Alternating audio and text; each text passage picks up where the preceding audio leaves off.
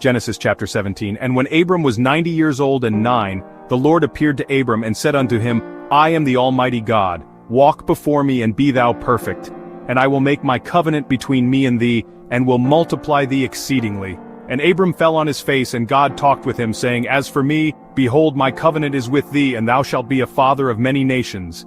Neither shall thy name any more be called Abram, but thy name shall be Abraham, for a father of many nations have I made thee. And I will make thee exceeding fruitful, and I will make nations of thee, and kings shall come out of thee. And I will establish my covenant between me and thee and thy seed after thee in their generations, for an everlasting covenant, to be a God unto thee, and to thy seed after thee. And I will give unto thee, and to thy seed after thee, the land wherein thou art a stranger, all the land of Canaan, for an everlasting possession, and I will be their God.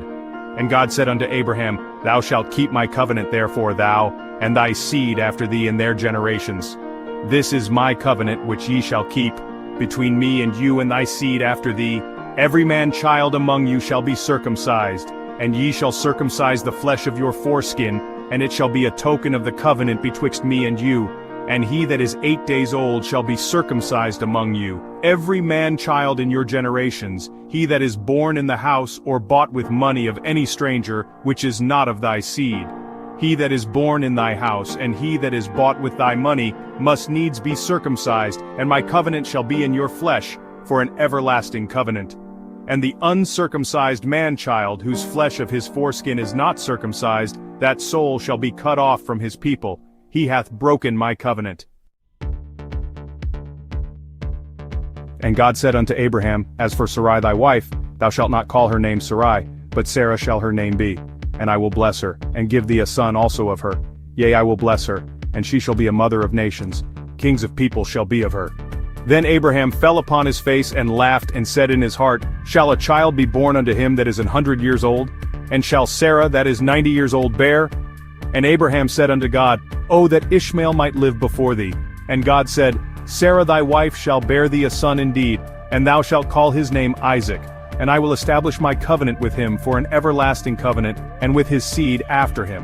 And as for Ishmael, I have heard thee.